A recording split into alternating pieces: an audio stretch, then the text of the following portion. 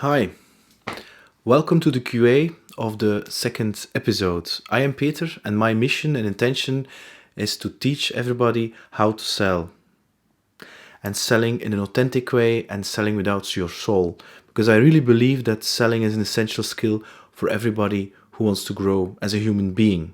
First of all, I want to thank you, everybody, for your comments and the enthusiasm and the positive reactions that I'm receiving via different channels. I'm feeling very overwhelmed and I'm very grateful for this. Now, I have 3 points that I want to share with you. First of all, it's a comment of Reet Bunnens, and again, she's a real sales expert and she nailed it. You can find her info, by the way, in the comment below. And I'm going to actually read it because it's so good that I don't want to say it in my own words. And Reet says, "You have a gift. You have something great to offer that can change a person's life in small or huge ways. If you don't sell it, you are doing a disservice to these people. That is also why you have to learn how to sell." And of course, I totally agree with that.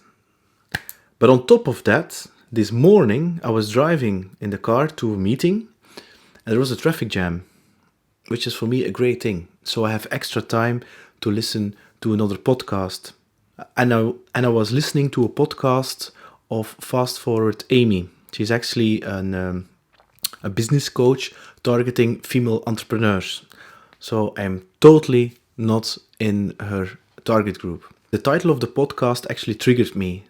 It is about the 7 mistakes that she made. And I'm really curious about other people's mistakes because that's something I can learn a lot from. I'm also going to share my mistakes in future episodes, and this is really my intention that you can learn from these mistakes. Around 14 minutes, Amy mentioned something maybe small on the podcast, but for me it was actually the same what Reet was mentioning. So I don't believe in coincidence, I really believe in synchronicity. If you don't know what synchronicity is, you should check it out. Now, and she said around 14 minutes, she says that a lot of people approach her and they don't want to be salesy or pushy. And she is saying by not selling, by not helping your potential clients, you're actually having a disadvantage for you, but also for your clients, because they are looking for something that you have to offer.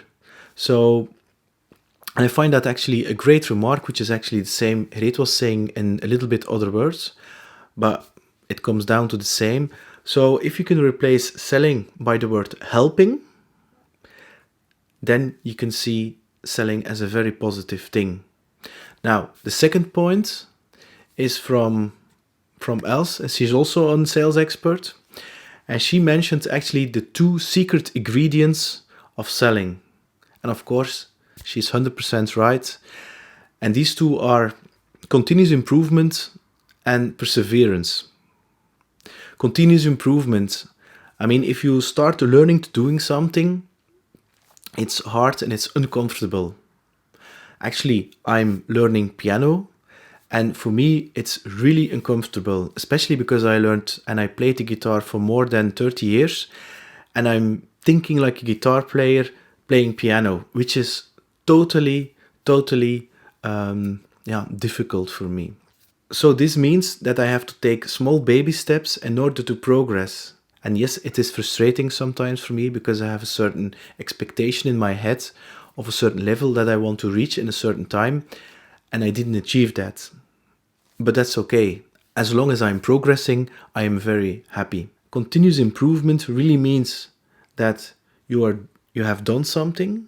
Afterwards, you're going to reflect and see what went well and what didn't. So the next time you're doing it, you can add a little bit of that improvement and you're getting better and better and better.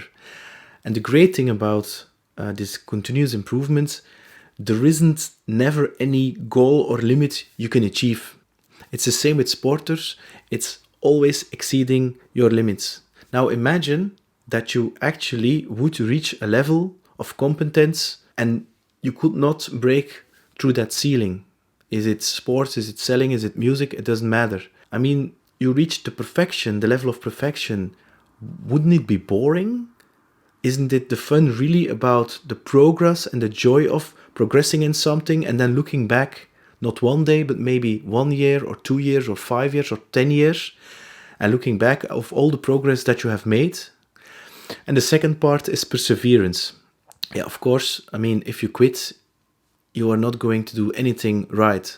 So the goal is to really have patience and don't ever quit. Just keep moving. How hard it is, just keep moving. Now, for me personally, I've been doing now sales for more than 20 years, even more. I actually relearned in the last 5 years how to sell, because I really felt there must be another way of selling.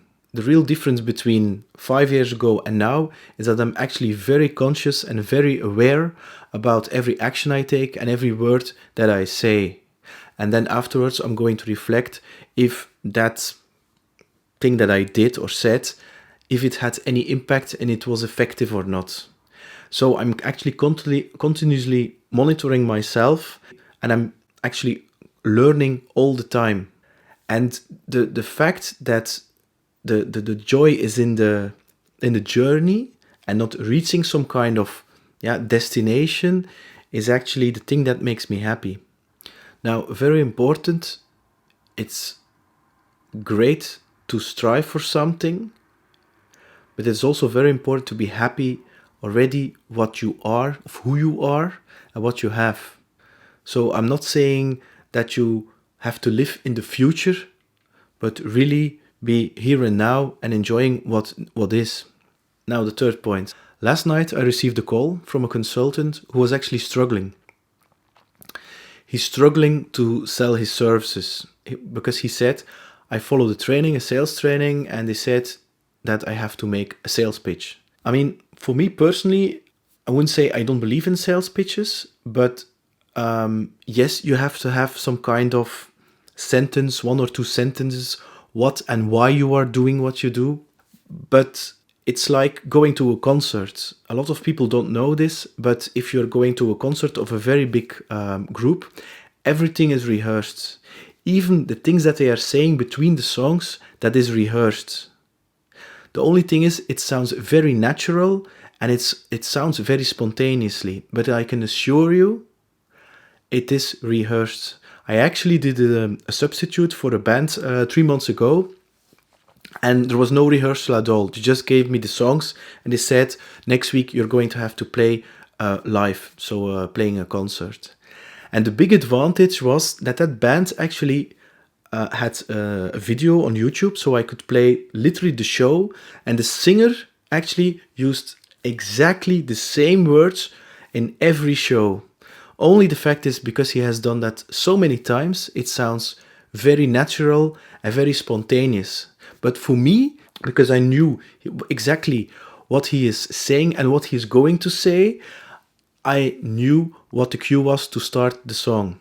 This is the same for a sales pitch. So, of course, I have a sales pitch, or rather I call it a value proposition, but don't tell it like a robot. I mean, say it, practice it so many times that it becomes second nature to you.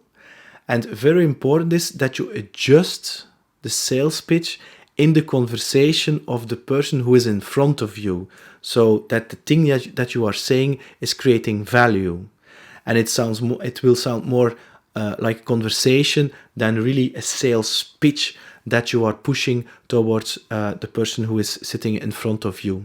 I'm actually going to create a dedicated episode on creating a sales pitch, because I find it a very interesting topic. Now, I want to thank you for your attention. I hope you find something interesting. Please let me know in the comments below. Don't forget to subscribe and like and hit and click the bell button to stay tuned for future episodes. I wish you a fantastic day and a fantastic weekend. Bye bye.